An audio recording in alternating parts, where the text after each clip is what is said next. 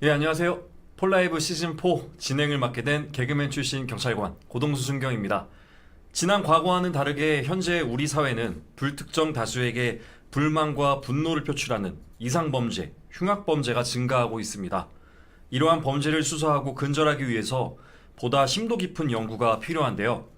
용의자를 검거하려면 범인의 머리 위에 올라서서 그들의 심리를 꿰뚫어 볼 줄 알아야겠죠. 끝없이 범죄를 수사하고 연구하고 미궁 속으로 빠지는 사건에 한 줄기 빛을 비춰주는 사람들. 오늘은 프로파일러를 만나보겠습니다. 그래서 오늘 저희가 만나볼 게스트, 경찰청 국가수사본부 백승경 경위님이 나와주셨습니다. 안녕하세요. 안녕하세요. 예, 우리 시청자 여러분들께 인사 한마디 부탁드립니다. 안녕하세요. 경찰청 과학수사운영계에서 범죄분석 업무 담당하고 있는 백승경이라고 합니다. 저희가 프로파일러라고 많이 들어보셨을 텐데요. 2005년에 공식적으로는 최초 채용을 했었습니다. 그때 운이 좋게도 합격을 해서 입직해서 현재까지 한 약 18년 차 근무하고 있습니다. 야, 지금 입고 계신 이 유니폼도 지금 굉장히 좀 멋있고 독특한데요. 여기 쓰여져 있는 게 지금 이제 시바라고 지금 그렇죠. 네. 많이들 그렇게 읽으시는데, 그건 아니고요. Criminal Behavior Analysis Team이라고 저희의 어떤 역할을 상징하는 약자라고 생각하시면 됩니다. CBA. 예, 네네. CBA. 네네. 당연히 알고 있었습니다. 제가 사실 오프닝 전에 좀 긴장도 풀 겸 가볍게 한번 좀 드립 한번 해봤고요. 네. 이거는 이제 저는 알고 있는데 우리 시청자 여러분들은 좀 궁금해하실 것 같아요. 프로파일러. 정확히 어떤 일을 하는 경찰관이죠? 현장에 이제 범죄가 발생을 하면 크게 두 유형의 전문가들이 현장에 출동을 하십니다. 그러니까 한 집단이 과학수사 요원들이시고요.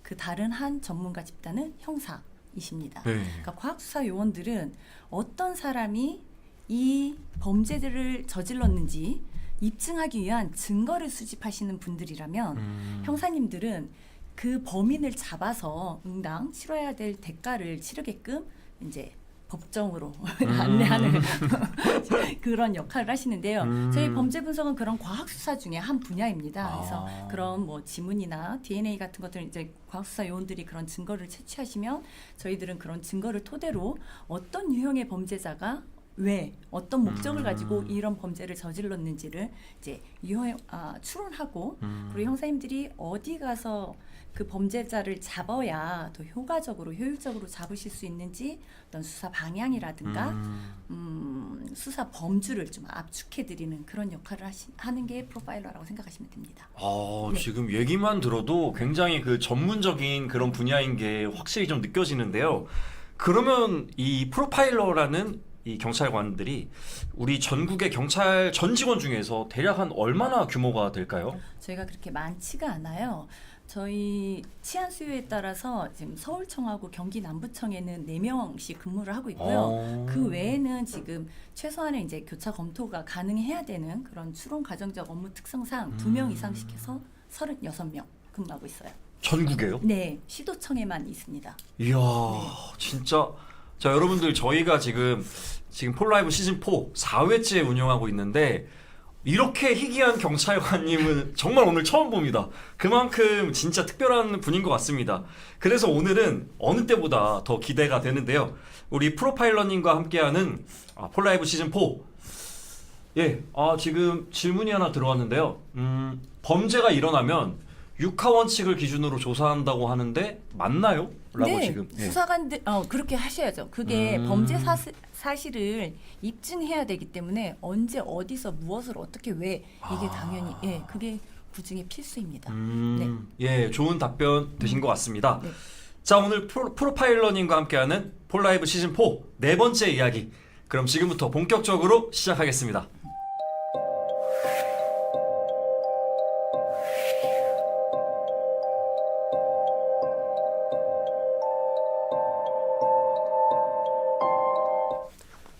예, 우리가 흔히 프로파일러라고 하면은 셜록 홈즈 이런 느낌이지 않을까 하는데 우리 경위님도 혹시 그런 꿈을 갖고서 프로파일러가 되신 건가요?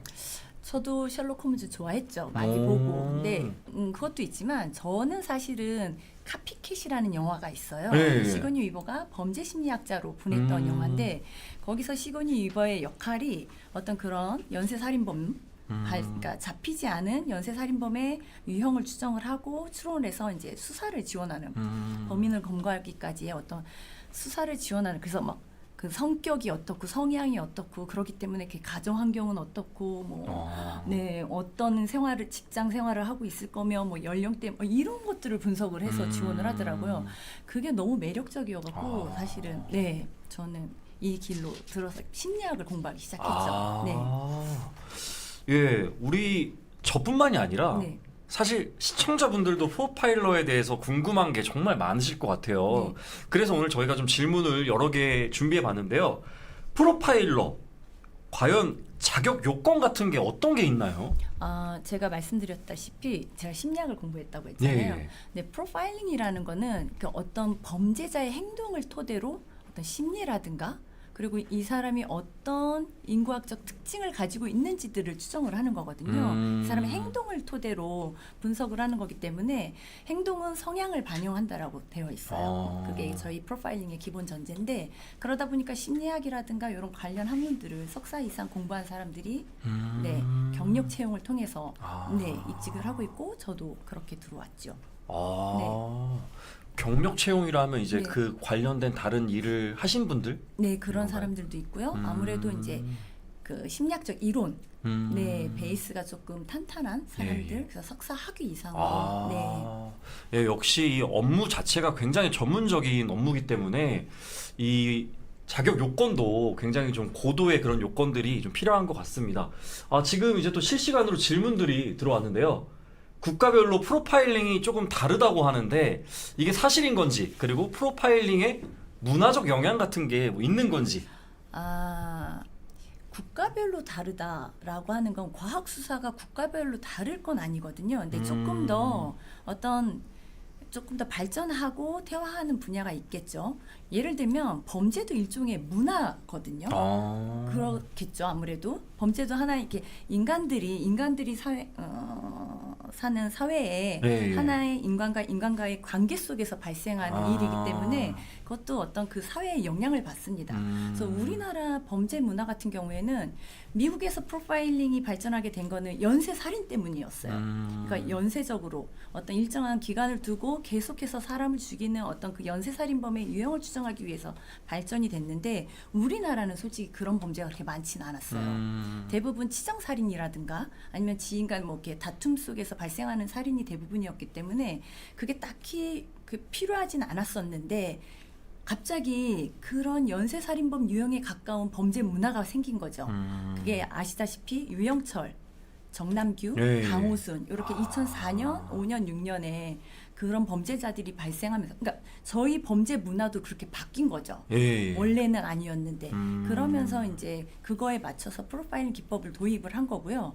지금도 역시나 형사님들이 너무 잘 잡으셔갖고 그건 또 수사 문화인 거죠. 수사 환경이고. 그래서 저희들은 그런 연쇄살인범에 대한 추정보다는 형사님들이 보다 효과적으로 네, 그 네. 범인들을 잡고 신문하실 수 있도록 지원하는 쪽으로 좀 더 프로파일링 저희 업무가 조금 바뀌었어요. 그 어떤 수사 환경에 맞춰서 약간 그런 영향력의 차이지 문화의 차이를 반영하긴 한다라고 볼 수 예, 있죠. 아무래도 네. 나라마다 조금씩 네. 그 문화가 좀 다르니까. 범죄 문화가 다르다 보니 수사 그러다 환경도 보니까 다르다 보니. 수사관들도 네. 그에 맞춰서 또 네네. 적응을 하는 거겠죠. 네네. 자, 지금 아까 질문 중에 답변 중에 이제 프로파일러 경찰관들이 전국에 36명밖에 없다고 하셨는데 네. 그렇다면 이제 과연 프로파일러를 응시하는 이 경쟁률은 어마어마할 것 같은데요. 저는 10대 1이었습니다. 이게 사실은 일반 지금 순경으로 들어오셨으니까 아시겠지만 거기 막 몇백 대 1이잖아요. 그렇죠. 그거에 비교하면 저희 진짜 별건 아니긴 한데 저희는 이제 경력 채용이잖아요. 그러니까 이미 소수의 인력풀 안에서 경쟁하는 거라서 뭐 그렇게 많지는 않다라고 생각하셔도 될 거예요. 우리 경찰관 그 경쟁률에 비하면 진짜 저희는 저는 진짜 미약하죠. 그러니까 이렇게 이해하면 되겠네요. 적게 네. 뽑는 만큼 또 네. 그 안에서 거기를 인력들도 인력풀 적고. 자체가 네. 이게 크지 않으니까 네. 좀 다른 그런 경쟁률인 것 네, 같습니다. 네, 네. 일반 공채와는. 네네, 그건 다르죠. 예, 여기 그러면 저희 공채 합격 후에 저 같은 이제 일반 공채가 프로파일러가 되고 싶어서 이제 거기로 들어가고 싶다고 생각을 하면은 방법이 이 질문 진짜 많이 받는데요. 네. 아직까지는 이걸 공식적으로 이렇게 좀 절차가 체계가 마련되어 있지는 않습니다. 아. 아직까지는 경력 채용을 좀 고수하고 있는 상황이라서 아무래도 그 프로파일링 기법이 네. 심리학이라든가 이런 전문적인 어떤 지식 정보를 좀 지식적인 아. 어떤 이론이라든가 이거 베이스를 좀 필요로 해서 예, 예. 아직까지는 조금 더 수월하게 심리학을 공부한 사람들을 경찰관을 만드는 것이 경찰관한테 심리학을 공부시키는 것보다 조금 더 시간적으로 빠르지 않을까, 효율적이지 않을까 싶어갖고 아직은 경찰을 고수하고 있습니다. 예, 예. 아무래도 굉장히 좀 고도화된 전문된 그런 이제 네, 업무기 네, 때문에 그런 것 같습니다. 그 지금 실시간 질문 중에 네. 제가 굉장히 이 질문을 보고 좀 웃음이 나왔어요. 옆에 앉아 계신 고동수 순경을 보고 네. 우리 프로파일러님께서 고동수 순경의 성격을 추리하실 수 있으신가요? 라고 이제 질문이 들어왔는데 행동을 보면 당연히 성격을 추정을 할 수는 있죠. 맞나요? 네, 당연한 건데 근데 저희는 섣부르게 하지 않습니다. 그거는 속단이고 가능은 해요. 대략 뭐 어떤 성격일 것 같다. 이제 대략적으로 봤을 때. 생각보다 네. 의외로 좀 많이 좀 내성적이신 경향이 없지 않아 있으신 것 같아요. 예, 맞아요. 좀 개그맨 출신이시라고 예, 예. 하면 다들 이렇게 조금 외향적이실 거라고 생각을 하잖아요. 예, 예. 근데 의외였어요. 그 어떤 그 비언어적인 행동들을 보면서 저희들은 많이 단서를 추정을 하는데 그 진술하신 거야 뭐 촬영하고 있고 예, 예. 저기 뭐라 그러죠? 연예인이시라고 해야 되나요? 예, 전 네네. 예, 전 그러시기 연예인. 때문에 그게 되게 정제되어 있는 진술이 음. 나오시겠지만 그런 어떤 행동들이나 어떤 아이 컨택이나 이런 거 보니까 좀 이렇게 활달하신 스타일은 아니신 것 같아요. 아까 저 뒤에서부터 이렇게 계속 뵀을 때. 예, 맞습니다. 네. 정말 확실히 네. 제가 지금 약간 여기서 살짝 그 옷이 벗겨지는 그런 느낌이라고 해야 되나요? 약간 지금 살짝 소름이 돋았는데, 이 뵌지 한 30분도 안 됐거든요. 정말 좀 약간 놀랬습니다, 확실히. 자, 그리고 이제 다음 질문, 저희가 준비한 질문으로 넘어가 보도록 하겠습니다. 프로파일러 명칭과 네. 범죄 심리학자, 네. 뭐 이런 명칭도 있고 굉장히 다양한데, 네. 이런 명칭들의 차이가 있나요? 다른 거예요. 범죄 심리학자는 말 그대로 학자입니다. 아. 예, 연구하고 가르치는 뭐 교수님들이 차라리 교수님들 생각하시면 되고요. 프로파일러는 저희 현장에서 그런 어떤 이론이라든가 지식 정보 기반으로 현장에 응용을 해서 범인을 잡는데 활용하는 경찰관, 수사관이라고 생각하시면 됩니다. 아예 다른 겁니다. 예. 그러니까 좀 더 이제 프로파일러는 네. 이제 실전에서 현장, 네, 현장맨들이고 범죄 심리학자는 학자, 네, 연구하시는 분들, 연구실에 계시는 분들. 명확히 딱 이제 이해가 된 것 같습니다. 네. 자, 그러면 우리 프로파일러님은 네. 주로 어떤 사건에 이제 투입이 되는 건가요? 저희들은 어떤 그 사람의, 그러니까 대부분 물리적 증거, 지문이 있으면 지문 증거 같은 것들을 채취하면 바로 신원이 특정이 됩니다. 그래서 그런 것들에는 저희가 그닥 유용하지가 않고요. 어떤 이런 물리적 증거들이 부족해서 네. 그 현장의 어떤 행동 증거들이라든가 이런 걸 토대로 그 범인상을 추정해야 될 때 그런 사건들에, 그리고 범인의 어떤 심리 행동이 반영되는 범죄들, 그래서 뭐 연쇄 살인, 연쇄 성폭행, 연쇄 방화 같은 이런 범죄들에 투입이 되고 있습니다. 예, 우리나라 이제 초창기에는 범죄 심리학이나 연구 분석 등이 수사 영역에서는 크게 인정받는 분위기가 아니었다고 제가 얼핏 들었는데, 그럼에도 불구하고 이제 현재 과학 수사 영역에서 프로파일링이 이렇게 발달하게 된 이유가 있을까요? 아무래도 저희들이 미디어를 통해서 무슨 사건이 발생을 하면 다 알잖아요. 근데 그 미디어를 통해서 수사기법이라든가 어떻게 해서 검거가 됐다, 뭐 이런 국민의 알 권리를 이유로 그런 정보들이 많이 노출이 되잖아요. 네. 근데 사실 그건 우리만 알게 되는 게 아니라 잠재적 범죄자들도 다 학습을 하게 되는 거예요. 그래서 CCTV를 통해서 검거가 됐다 그러면 CCTV를 당연히 피하게 그쵸. 될 거고. 네. 그런 식으로 하다 보면 물리적 증거들이 점점점 줄어들겠죠. 그러니까 범죄의 지능화라고 많이들 말씀을 하시는데, 그러니까 그러다 보니 그 증거 입증 아까 과학수사 요원들은 그런 물리적 증거를 토대로 이 사람이 어떤 행동을 했는지 입증하는 역할을 한다고 했잖아요. 근데 그런 증거들이 부족하면 입증하기가 어려워질 수밖에 없죠. 그러니까 그런 어떤 행동 증거를 바탕으로 증거화시키기 위한 역할을 저희들이 하는 거거든요. 네. 그리고 용의자를 잡아왔는데 증거가 부족해서 긴가민가 할 때, 그럴 때는 이제 성향에 따라서 또 진술하는 특성이 달라질 수가 있어요. 그래서 좀 더 효과적으로 진술을 확보를 해서 쉽게 얘기하면 자백이라든가 뭐 혐의를 인정하는 진술을 끌어낼 수 있는, 아니면 수사 단서를 끌어낼 수 있는 그런 어떤 전략들을 저희들이 같이 공유하고 모색을 하거든요. 그러다 보니 좀 많이 지금 발전을 하고 좀 안정화가 된 것 같습니다. 예, 역시 네. 진짜 자리가 있는 데에는 다 그럴 만한 이유가 있는 것 같습니다. 현대 과학 수사에서 프로파일러는 빼놓을 수 없는 중요한 포지션인 것 같습니다. 자, 그러면 다음 질문으로 넘어가 보도록 하겠습니다.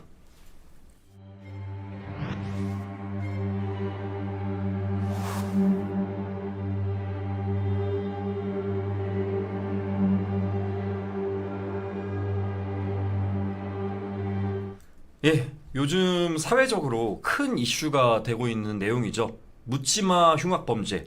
정말 많은 국민들이 큰 공포에 떨고 있기 때문에 저희 경찰도 그 어느 때보다 더욱더 최선을 다해서 강력범죄 예방과 근절을 위해 노력하고 있는데요. 그런데 도무지 좀 이해가 안 가는 게 있단 말이죠. 이 묻지마 범죄의 피의자들은 도대체 어떤 생각으로 그런 범죄를 저지르는 건가요? 저도 모르겠어요. 묻지 말래잖아요. 그죠. 묻지 말라고 하잖아요. 아. 네. 근데 대부분 그 많은 연구자들이 하는 얘기가, 이런 사람들은 이제 고립되어 있다라는 표현을 많이 쓰더라고요. 그러니까 자기의 개인적인 어떤 불만이라든가 불안감이라든가 좌절감을 적절하게 통제하지 못하고 표출도 하지 못한 거예요. 그래서 계속 고립된 상태에서 그런 불만과 어떤 공격성을 누적하고 있다가 어떤 이게 누군가가 같은 이유로 그러니까 어떤 행동을 보이는 거죠. 공격성을 보이는데 사람들이 다 그 사람한테 관심을 집중시켜 주잖아요. 뭐 일종의 그 잠재적 범죄자가 봤을 때는 욕구가 해소가 되고 있는 거예요. 관심을 가져주잖아요, 사람들이. 그리고 자기 불만이라든가 분노도 다 표출이 된 거잖아요. 네. 그런 사람들은 그러면 그 유사한 사람들을 보면 동질감을 느끼거든요. 그러다 보니까 그걸 따라하게 되는 거죠. 모방. 네, 모방 범죄라고 요즘들 많이 얘기하시는데, 저는 그래서 그런 행동들을 하는 게 아닐까. 어떻게 보면 그런 고립감이라든가 좌절감이 해소되는 거를 대리 만족을 느낀 거죠. 그걸 자기도 따라하게 되는 거죠. 네. 저는 그렇게 생각을 해요. 예. 그 요즘 들어서 특히 이제 뭐 묻지마 범죄라던가 이런 사이코패스 이런 네. 얘기들이 되게 많이 이제 사회적으로 이슈가 되는 것 같아요. 네.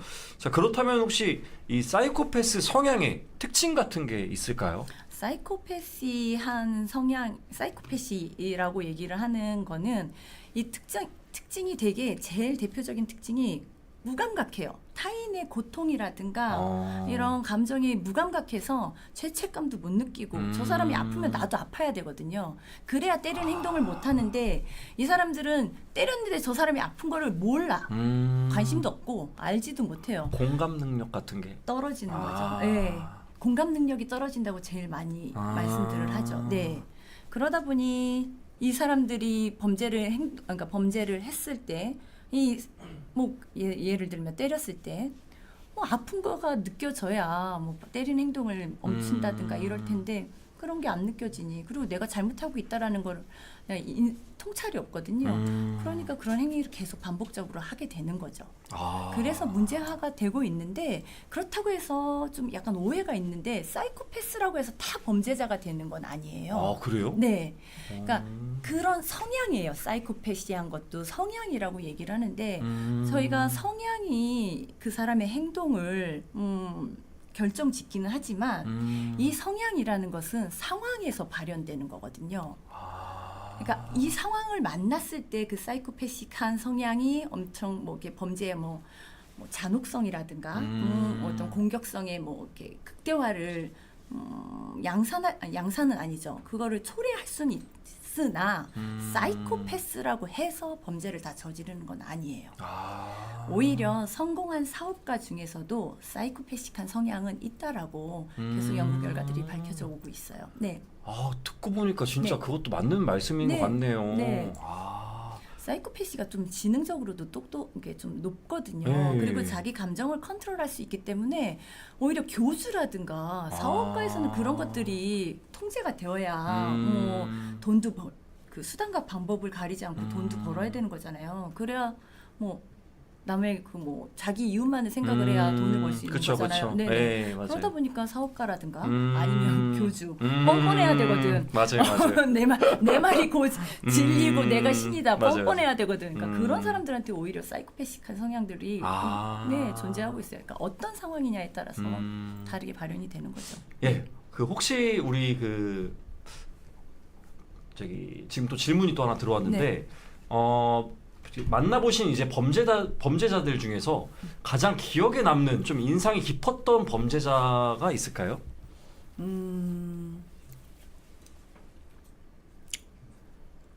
그거는 좀 이렇게 다른 것 같아요, 기준이.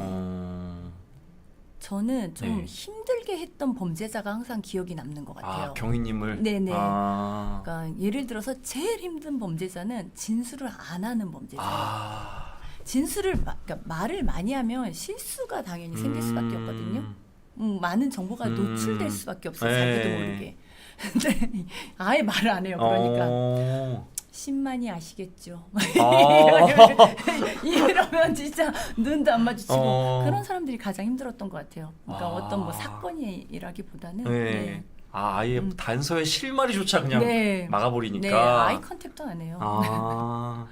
참 정말 이게 전문가 시선에서 느끼니까 네. 예 정말 굉장히 좀 또 느껴지는 게 굉장히 좀 많은 것 같습니다. 네.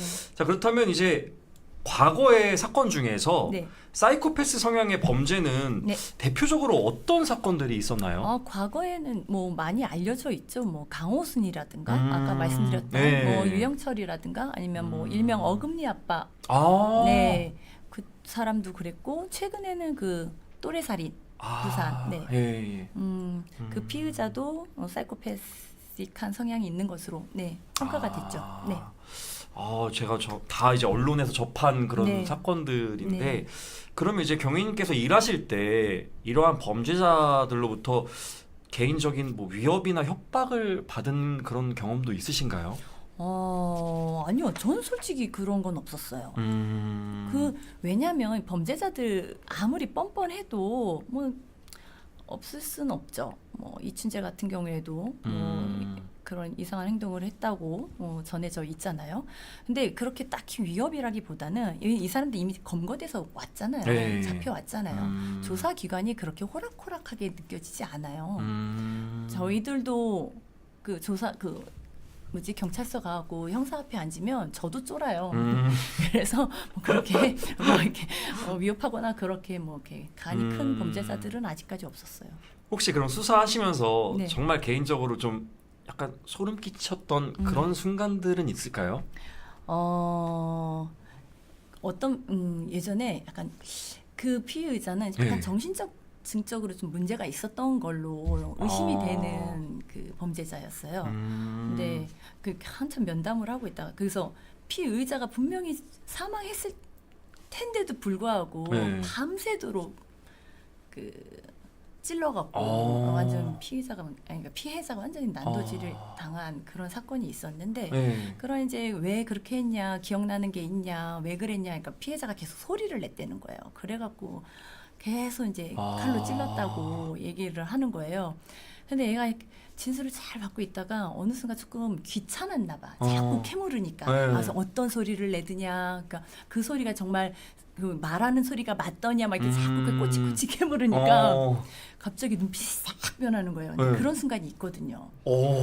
근데 그게 어떻게 네. 설명이 안 되는데 네. 정말 아무런 감정이 읽히지 않는 눈빛으로 날 탁 쳐다보는데 여기서 더 질문했다가는 안 돼. 오. 이런 맞아. 이게 그거 내가 다 지금 안 돼. 소름 끼쳤어요, 지금. 네. 아, 그럼 여기서 딱 스탑을 해야 돼. 그러면 어. 여기다가 이렇게 옆에 같이 이제 범죄 분석관들이 같이 들어갈 거잖아요. 네, 그러면 동료가 이렇게 툭 쳐요.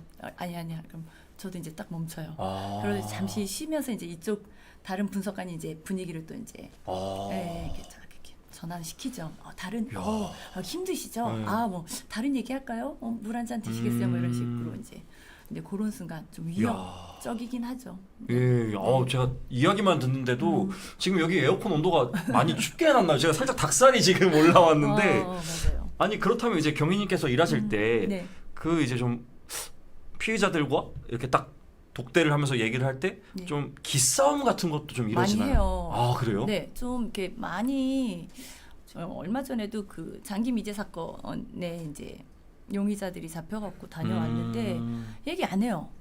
자기는 결정되어 있다 이거지. 그러면서 좀 뭐 네가 뭐 듣는다고 해서 네가 해줄 수 있는 거 있어? 막 이런 거 있잖아요. 그런 식으로 뭐 이렇게 너가 뭘 해줄 수 있는데 이런 식으로 좀 막 딜 아닌 딜을 걸어와요.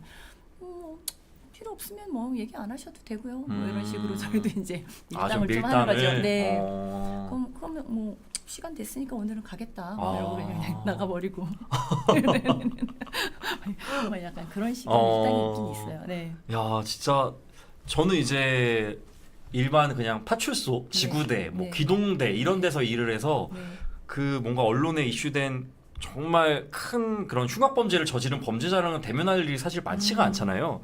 근데 우리 경위님께서는 아무래도 그런 범죄자와 대면하고 그들의 심리에 대해 연구하고 막 이렇게 하다 보면은 심적으로 좀 이렇게 힘든 순간도 있을 것 같은데 그런 건 혹시 어떻게 극복하시나요? 아무래도 동료들이랑 수다 떠는 게 가장 스트레스가 해소가 돼요.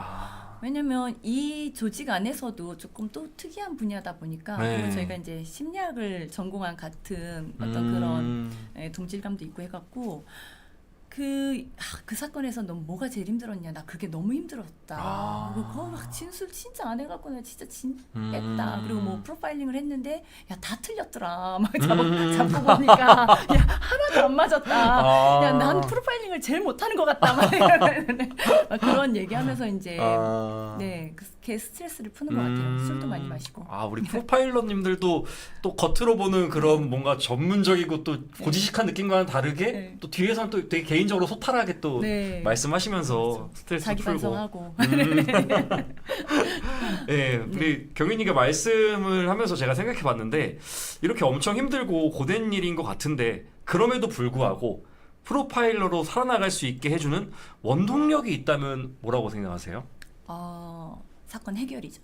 저희가 직접적으로 해결하는 건 아닌데 형사님들이 분명히 범인은 검거하시고 사건 해결의 완성은 형사님들이 하시는 게 맞는데 저희들이 이제 중간중간 이제 투입돼서 어떤 이제 좀 중요한 진술을 받아낸다든가 범죄 혐의에 인정하는 진술에 가까운 아니면 저희가 프로파일링을 했는데 그게 용의자하고 딱 맞아 떨어졌을 때 그럴 때 완전 쾌감을 느끼죠. 그리고 이제 이거는 잘못된 거예요. 이건 뭐 허위 자백이에요. 라고 해서 수사 다시 해야 되는 상황인데 근데 진짜로 진범이 잡혔을 때 나타났을 때 그건 중독성 강하죠. 잊을 수가 없죠. 야 역시 진짜 경위님 말씀 들으니까 뼛속까지 정말 경찰이신 게 딱 느껴지는 것 같습니다. 범죄 근절을 위해서라면 어떤 힘든 순간도 극복해내는 사명감, 국민들에게 안전한 사회를 만들어줬다고 느낄 때가 비로소 저희 경찰들에게 가장 보람찬 순간이 아닐까 싶습니다.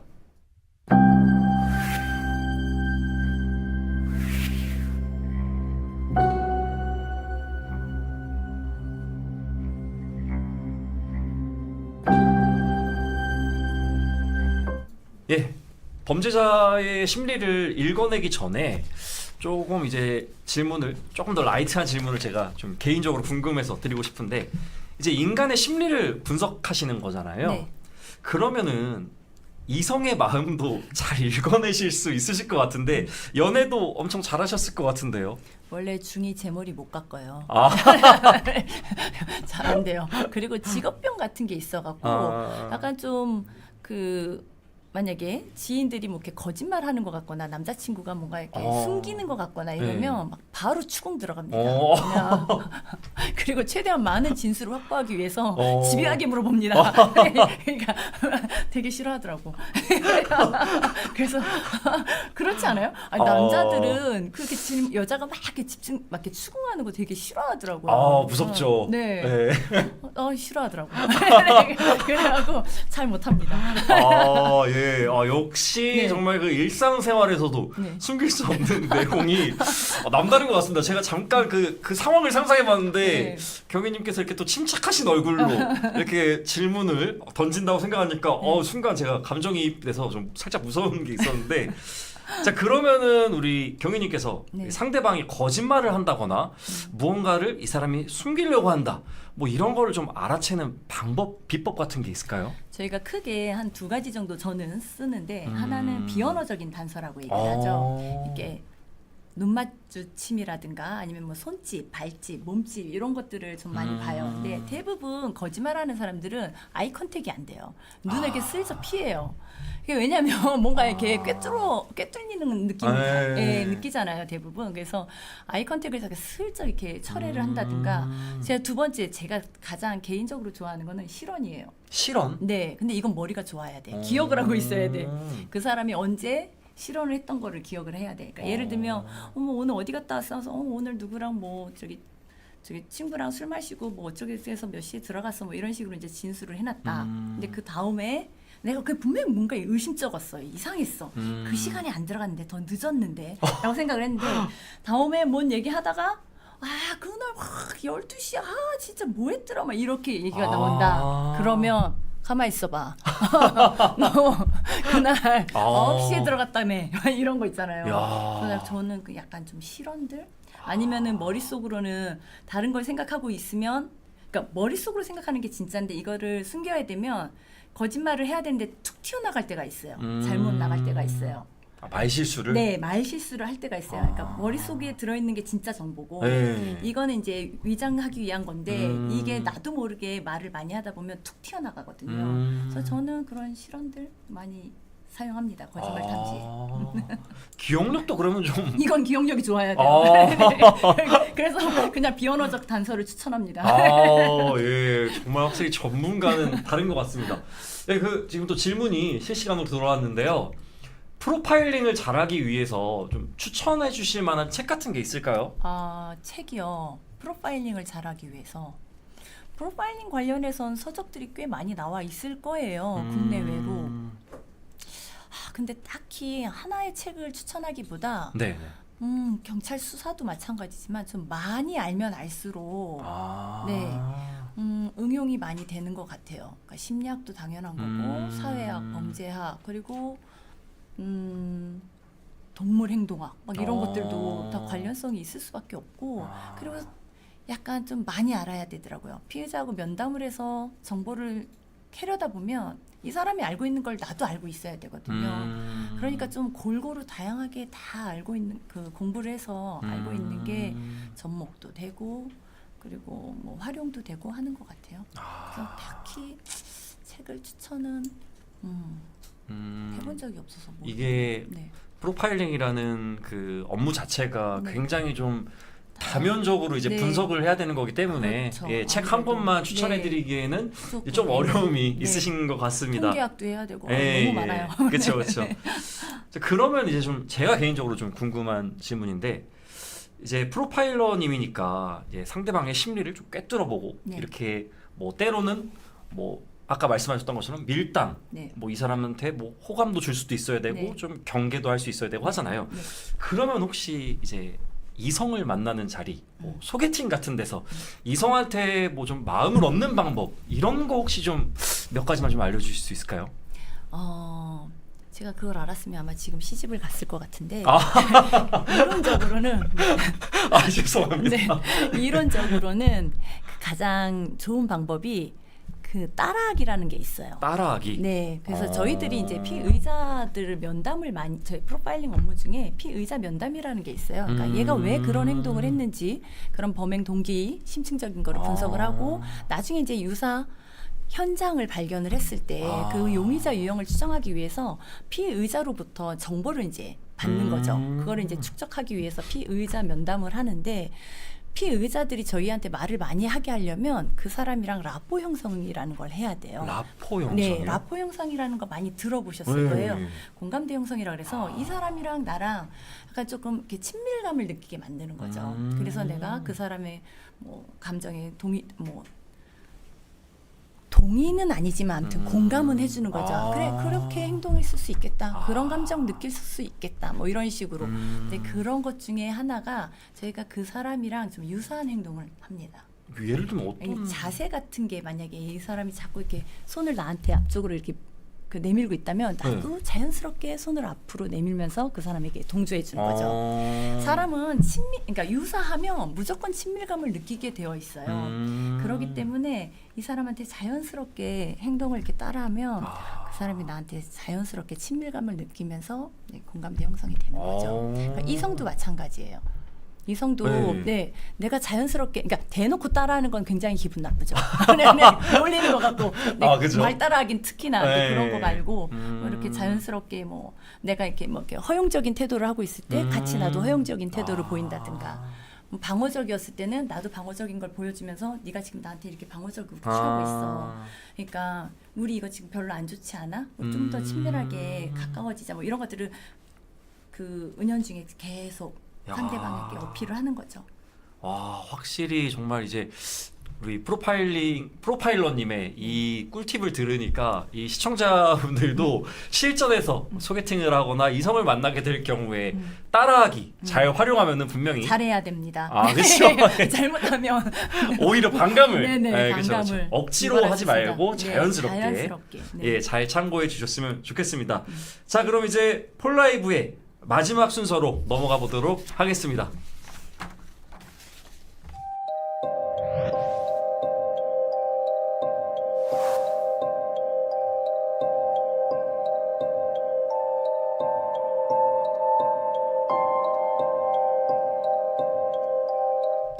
네, 아낌없이 나눠드리는 폴라이브. 자, 이대로 끝나면 너무 아쉬울 수가 있죠. 그래서 준비한 오늘의 이벤트, 폴라이브 시즌4의 공식 이벤트죠. N행시입니다. 오늘은 특별히 거짓말로 갑니다. 댓글창에 거짓말로 삼행시 남겨주시면요, 센스 있는 삼행시 5분을 선정해서 커피 기프티콘을 보내드립니다. 자, 지금부터 시작할 텐데요. 우리 시청자 게시판, 여기 댓글창에 바로 남겨주시면은 오늘 우리 프로파일러님께서 5분을 댓글 뭐 센스 있다, 아니면 뭐 재밌다, 아니면 뭐 의미가 좋다, 이런 거를 5분을 선정해 주셔서 뽑아주시면 되겠습니다. 네. 자, 우리 거짓말. 아무래도 또 프로파일러 하면은 상대방의 거짓말을 꿰뚫어 봐야 되기 때문에 거짓말, 짓이 좀 어려울 것 같아요. 네, 짓이 없어. 조금 좀 어려울 것 같긴 한데요. 짓거리? 짓거리.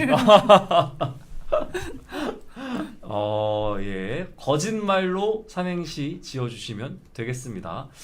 예, 지금 뭐가 조금씩 올라오고 있는 것 같긴 한데요. 네. 예, 댓글 창에 남겨주시면 되겠습니다. 거짓말. 자, 현장에서도 하시면 안 돼요? 예, 현장에서도 여기서도 지금 네. 이제 방청객분들이 네. 여기다 지금 라이브 창에 남겨주고 계시거든요. 같이. 예. 그래서 이렇게 하고 있습니다. 혹시 우리 경희님께서는 뭐 아무래도 또 이게 직업병 뭐 이런 게 있잖아요. 네. 이렇게 상대방이 뭐 그냥 상대방은 아무런 의미 없이 한 말인데 네. 괜히 이거를 막 의미를 곱씹어 보거나 막 이런. 맞아요, 있어요. 좀 있어요. 되게 피곤해요, 진짜. 아, 진짜요? 네. 나도 그게 직업병인 것 같아요, 진짜로. 나도 모르게 자꾸 그걸 곱씹고, 저렇게 말한 이유가 뭘까? 분명히 원인이 있을 텐데. 왜냐면 이유 없는 행동이나 말은 없어요. 그냥 일상생활에서도. 네. 그냥 자꾸 이유를 곱씹어봐요. 근데 그것도 어떻게 보면 제 편견인 거고 잘못된 거죠. 그죠, 진짜 그죠. 이유 없이, 그러니까 아무 생각 없이 던진 걸 수도 있는데. 예, 지금 말하는 순간, 예, 삼행시 잉호님께서 거짓말하지 마. 무슨 집 타는지 다 알아. 말과 행동에 답이 있지.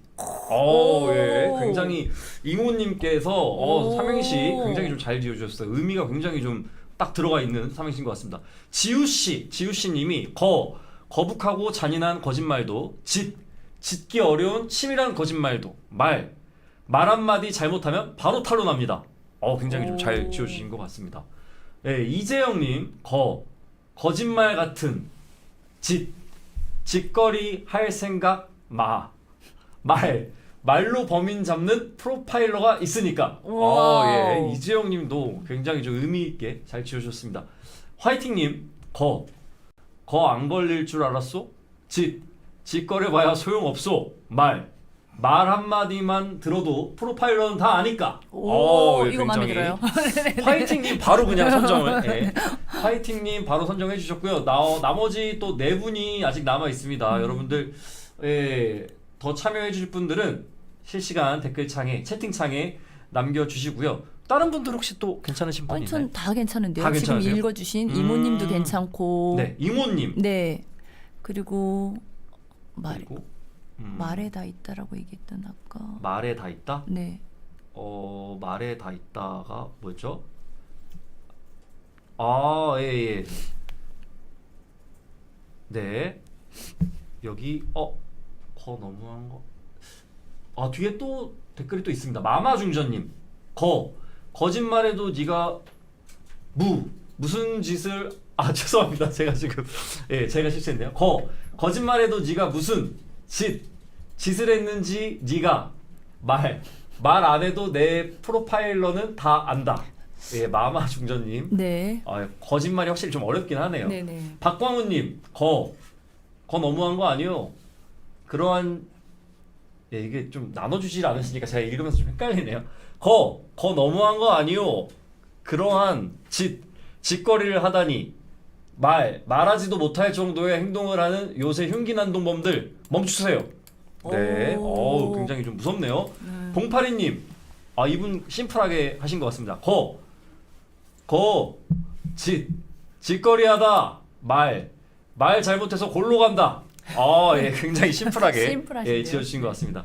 김정준님, 거리를 지나다가 경찰 아저씨들 보면 짖는 경찰 아저씨들 서포트하는 강아지들 보면 말과 행동을 잘해야 된다는 것을 알아주길 바래. 저는 이게 무슨 의미인지 잘 모르겠는데요. 네. 예. 어떻게 경희님 한 5분 지금 생각나는 게 있을까요? 3분 더 남으셨죠. 네 명을 더 말씀. 아까 이모님하고 해갖고 2분 선정. 아까 2분 선정했었나요? 제가 기억이 잘 안 나서 그런데. 2분. 네. 예. 3분 더 선정해 주시면 됩니다. 네.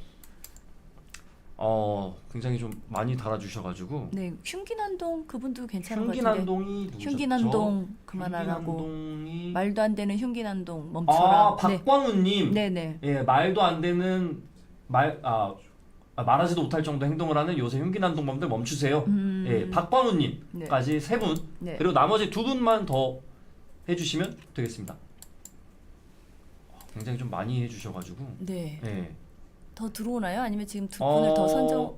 예, 여기서 이제 네. 해주시면 될 것 같습니다. 우리 네. 진행자분이. 저는 네. 저기 봉파리님 되게 짧고 굵었던 것 같아요. 아하. 네. 짓거리 하다 말 잘못해서 골로 간다. 네. 예, 봉파리님 저는. 예. 네네. 자. 2분만 더. 아니요, 한 분이. 한 분. 예. 네. 대망의 한 분은 누굴까요? 한 분은 그러면은 저기 라이 셸링포드님, 거짓말과 짓거리는 말을 들어보면 진술을 분석하는 우리나라 프로파일러가 꼭 잡아낸다.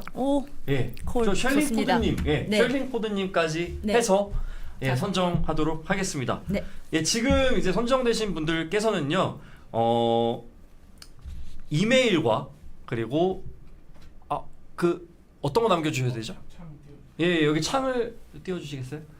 예, 지금 선정되신 분들께서는 여기 안내창에 보이시는 대로 본인의 이메일과 이름과 이제 작성하셔서 보내주시면 되겠습니다.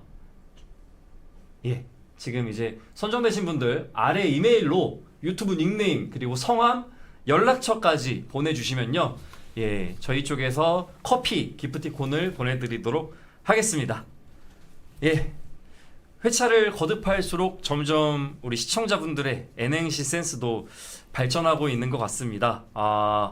오늘 우리 백승경 경위님과 함께 프로파일러에 대해서 알아갈 수 있는 좋은 시간 보내는 유익한 시간이었던 것 같은데요. 우리 경위님 오늘 어떠셨어요? 재미있었습니다. 재밌었나요? 네. 예. 훈남 옆에서 이렇게 같이 하니까 아주 좋네요. 굉장히 극찬이십니다. 역시 사람의 심리를 꿰뚫어보는 그런 프로파일러님이셨던 것 같습니다. 예, 오늘 저희가 준비한 시간은 여기까지고요. 저희 경찰의 또 다른 이야기가 궁금하시다면 다음 폴라이브까지 기다려주시기 바라면서 시청자분들께 이만 인사드리겠습니다. 오늘도 시청해주셔서 감사드립니다. 다음 시간에 또 만나 뵙겠습니다. 감사합니다.